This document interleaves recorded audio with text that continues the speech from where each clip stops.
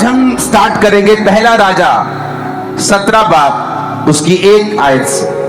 उसमें लिखा हुआ है, तिशबी एलिया जो गिलाद के परदेशियों में से था, उसने अहाब से कहा, इज़राइल का परमेश्वर यहोवा जिसके सम्मुख मैं उपस्थित रहता हूं, उसके जीवन की शपथ, इन वर्षों में मेरे कहे बिना ना तो मेह बरसेगा ना ओस पड़ेगी। तब यहोवा का वचन ही उसके पास पहुंचा, यहां से चलकर पूर्व की ओर जा और करीत नामक नाले में जो यरदन के पूर्व में है छुप जा, उसी नाले का तू पानी पिया कर, और मैंने कौओं को आज्ञा दी है कि वो तुझे खिलाएं। यहोवा का ये वचन पाकर वह यरदन के पूर्व में करीत नामक नाले में जाकर छिपा रहा, और सवेरे और सांझ को कौवे उसके पास रोटी और मांस लाया करते थे, और वो नाले का पानी पिया करता था। यहां पर पहली आयत मैं फिर से आपके लिए पढ़ूंगा। उसमें लिखा है तिशबी एलिया।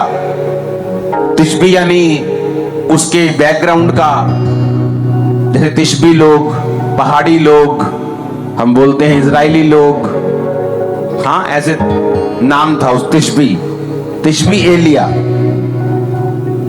कि नेपाली लोग ऐसे। तो तिशबी एक एरिया का नाम था कि तिशबी एलिया जो गिलाद के परदेशियों में से था,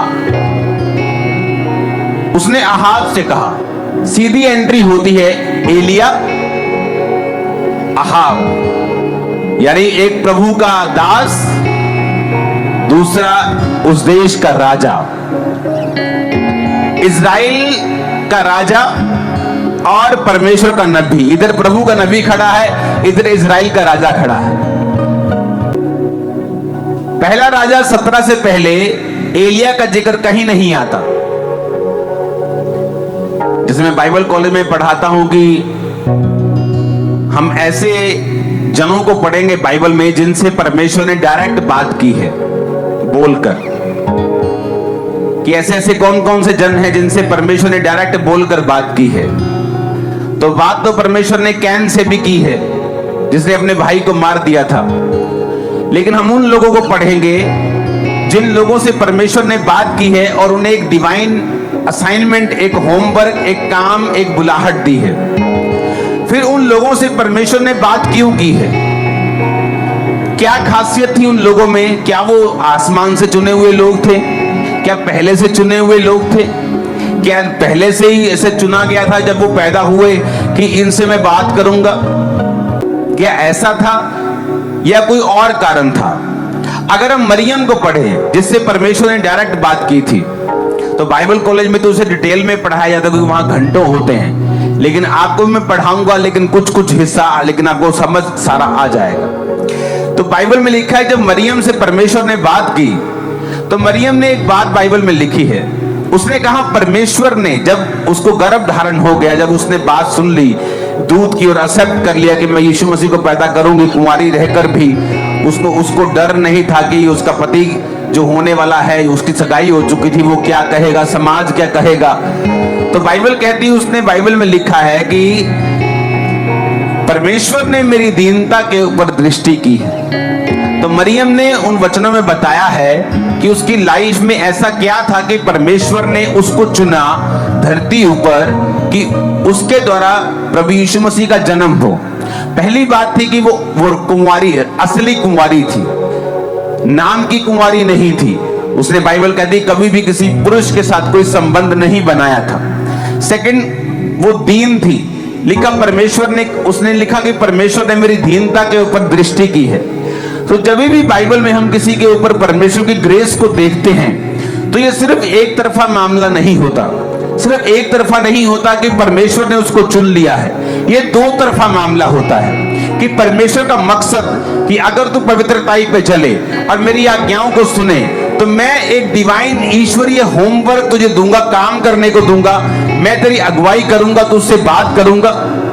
तो जब परमेश्वर का मकसद हमें मिलता है, दूसरा हम उसके अनुसार अपने जीवन को बिताते हैं, तो परमेश्वर आज भी धरती के ऊपर देखता है कौन से लोगों को मैं इस्तेमाल कर सकता हूं अपनी महिमा के लिए। फिर परमेश्वर लोगों को ढूंढता है जो अपने जीवन को समर्पित कर चुके हैं। बाद में कहीं बिगड़ जाते हैं, वो बात अलग है, लेकिन जब वो बिगड़े नहीं होते, प्रभु उनको चुनता है, सामर्थ देता है, उन्हें इस्तेमाल करना शुरू करता है। तो ये परमेश्वर का प्लान था। और मरियम ने कहा कि परमेश्वर ने मेरी दीनता के ऊपर दृष्टि की है, अब से सब लोग मुझे धन्य कहेंगे। तो वो वचन में आप पढ़ सकते हैं जिनसे परमेश्वर ने डायरेक्ट बात की है और क्यों की है। ये जीवनियां हम बाइबल कॉलेज में पढ़ाते हैं, लोग और स्टूडेंट्स पढ़ते हैं और उसके बारे में डिस्कशंस होती है और स्टडी होती है कि ऐसा क्यों था कि परमेश्वर ने उनसे डायरेक्ट बात की, उनको असाइनमेंट दी, और क्यों था ऐसा, वो सारी चीजों की स्टडी होती है। आज हम स्टडी कर रहे हैं एलिया की। अगर हम एलिया को देखें तो उसकी कोई सी बैकग्राउंड का जिक्र नहीं है। नहीं बताया गया उसका माँ कौन था, नहीं बताया गया उसका पिता कौन था, उसका भाई कौन था, वो कहां से आया था। अभी तो जब वो एलिया नजर आया तब तो उसके आई थिंक बाल उड़ चुके थे, वो एक यंग भी नहीं था, आई थिंक यंग उम्र को भी पार कर चुका था। तो एलिया एक ऐसा मनुष्य एकदम से अपीयर होता है, एकदम से जाहिर होता है, ना उसकी बैकग्राउंड, ना माता, ना पिता, ना कोई क्या करता था, कौन सा बिजनेस करता था, कैसे प्रभु ने चुना, कुछ भी बताया, उसकी बैकग्राउंड नहीं बताई गई, लेकिन सीधा उसको राजा के सामने पेश कर दिया गया।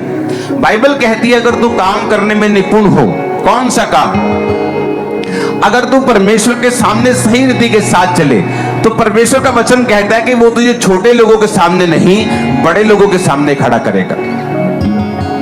हालेलुया। अगर आपको अपनी लाइफ का स्टैंडर्ड बढ़ाना है, आपको अपनी स्पिरिचुअल लाइफ का स्टैंडर्ड बढ़ाना पड़ेगा। बहुत सारे पास्टर्स कहते हैं मुझे अपनी सेवकाई का स्टैंडर्ड बढ़ाना है, आपको अपनी स्पिरिचुअल लाइफ का स्टैंडर्ड बढ़ाना पड़ेगा। जैसी आपकी स्पिरिचुअल लाइफ है वैसी ही आपकी सेवकाई होती। आप मुंह से जो मर्जी कह दें, रिजल्ट बोलता है। तो यहां पर जिक्र ये होता है कि एलिया का कोई भी बैकग्राउंड नजर नहीं आता। इसका मतलब क्या, परमेश्वर ने क्यों ऐसा किया कि एलिया का बैकग्राउंड क्यों नहीं बताया गया? क्योंकि वचन ये कहता है और बाइबल हमें बताती है, नए नियम में कुरिन्थिया में भी पौलुस लिखता है कि आपकी बैकग्राउंड कोई मायने नहीं रखती, आपकी जाति कोई मायने नहीं रखती, आपका पास्ट कोई मायने नहीं रखता। आप छोटे हैं, कहां से आए हैं, अनपढ़ हैं, पढ़े लिखे, कोई मायने नहीं करता। मायने क्या करता है? उसने कहा, उसने जब राजा से कहा इजराइल का परमेश्वर यहोवा जिसके सम्मुख में उपस्थित रहता हूं, तो ये उसका सीक्रेट था कि जिस परमेश्वर के सामने मैं उपस्थित रहता हूं।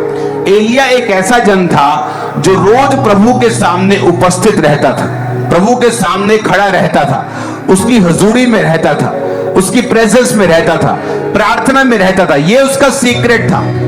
तो परमेश्वर ये बताने की कोशिश यहां पे वचन में कर रहे थे कि अगर तुम प्रभु के सामने उपस्थित रह सको रोज, तुम्हारी लाइफ में क्या है, बैकग्राउंड क्या है, रंग क्या है, जाति क्या है, कहां से आए हो, अमीर हो, गरीब हो, पढ़े लिखे हो, ऊंचे हो, नीचे, गोरे हो, काले हो, छोटे हो, बड़े हो, लंबे हो, नाटे हो, कोई मतलब नहीं। अगर तुम उपस्थित रह सकते हो प्रभु के सामने रोज, तो बाइबल कहती वो तुम्हें राजाओं के सामने भी खड़ा कर सकता है, वो तुम्हें ऊंचा कर सकता है, तुम्हारे स्टैंडर्ड को बढ़ा सकता है। आमीन। मेरे को ऊंचे वाला चाहिए। Praise the Lord, praise the Lord. जय यीशु दी। मेरा ईमान है कि आप इन वीडियो के वसीले से बहुत बरकत को पा रहे हैं। इसी तरह की और वीडियो देखने के लिए आप हमारे चैनल को सब्सक्राइब करें ताकि आने वाली हर एक वीडियो आप तक पहुंचती रहे। God bless you all.